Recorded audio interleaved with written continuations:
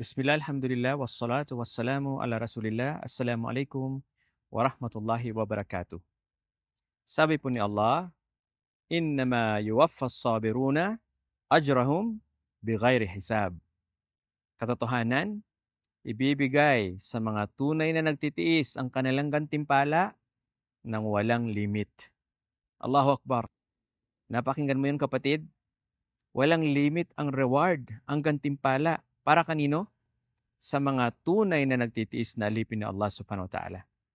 Mahalaga yung salitang tunay kasi may mga kunyaring nagtitiis lamang. At sino ba yung mga tunay na nagtitiis na alipin ni Allah?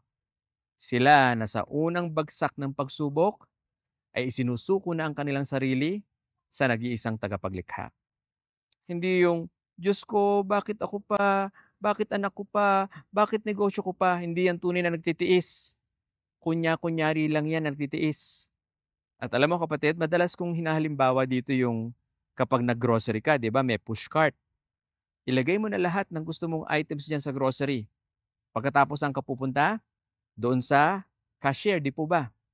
At doon, hindi na iisa-isahin pa doon sa makina para alamin kung magkanong total lang yung babayaran. Sige, iuwi mo na lahat ng mga items na yan. Allahu Akbar.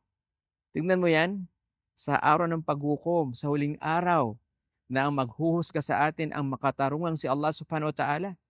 Kung ikaw ay na-qualify sa mga tunay na nagtitiis na alipin niya, walang limit ang ibibigay na gantimpala sa iyo ng tagapaglikha.